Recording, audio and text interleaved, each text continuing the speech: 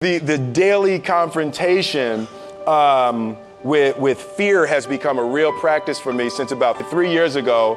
I went skydiving in Dubai, right? And skydiving is a really interesting confront with fear, right?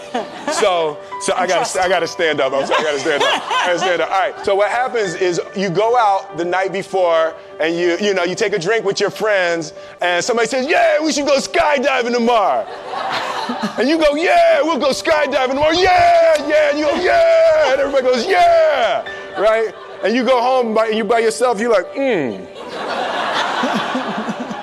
Right? And you're like, well, yeah, I mean, they was drunk too. Right? So maybe they not, maybe, I mean, we don't have to go. We don't have to do it. So then that night you're laying in your bed and you just keep, and you're terrified. You keep imagining over and over again jumping out of an airplane. You can't figure out why you would do that, right? And you're laying there and you have the worst night's sleep of your life, but you still have the hope that your friends were drunk, right? So you wake up the next day and you go down where you were going to meet and everybody's there. You're like, oh, shit. All right, cool. Right? So you get in the van and you don't know that your friends had the same night that you had because they're pretending like they didn't. They're like, yeah, man, my uncle's a Navy SEAL and this is going to be great. I've been looking forward to this. And you're like, oh my God. And your stomach is terrible. You can't eat and everything, but you don't want to be the only punk who doesn't jump out of this airplane. So you get there and then you have the safety brief. And you're standing there and the guys will tell you, well, if the chute doesn't open, well why the hell, what could happen? That the chute wouldn't open, right? So you get onto the airplane and you're sitting there. So everything's normal. So you fly and you go up to 14,000 feet and you notice there's a light. It's red and it's yellow and green, right? So right now the light's red. So then you start thinking at some point the light's going to go green if you don't know what's going to happen. Right?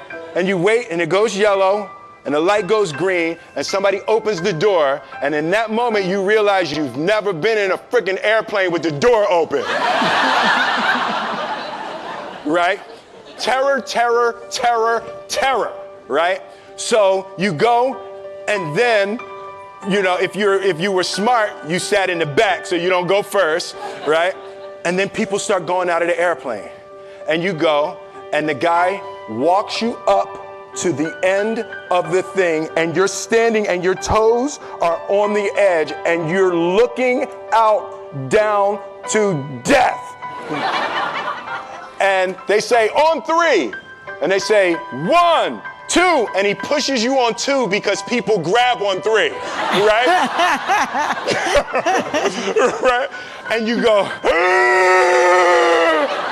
and you fall out of the airplane. And in 1 second, you realize that it's the most blissful experience of your life. You're flying, right? It doesn't feel like falling, right? It's like you actually are kind of held a little bit by the wind. And then you start falling and there's zero fear. You realize that the point of maximum danger is the point of minimum fear.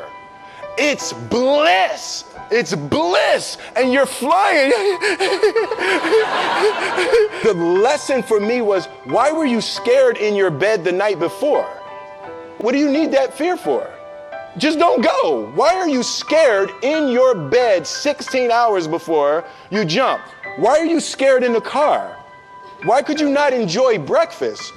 What did you need that? The fear is fear of what? You're nowhere even near the airplane. Everything up to the stepping out, there's actually no reason to be scared. And then in that moment, all of a sudden, where you should be terrified is the most blissful experience of your life.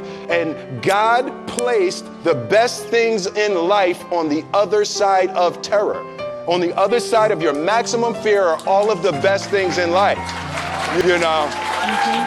Siddhartha Gautama, the Buddha, he said that good people have to get out of the bed every day and try to empty the ocean with a ladle, right? And I thought that was, I knew that was profound. And I paused for a second and I said, all right, what the hell is a ladle, right?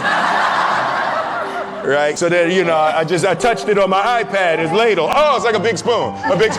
Okay. As we it's say, like a soup spoon. Yeah. It's like a soup spoon. I was like, why do you use a soup spoon? So trying to empty the ocean with a soup spoon, as the mentality of how you wake up every day to try to do good in the world. So for me, I'm really driven by continually trying to elevate my mind and elevate my spirit and care for my body and to be able to love as many people as effectively as possible with this mystery of life that I've been given.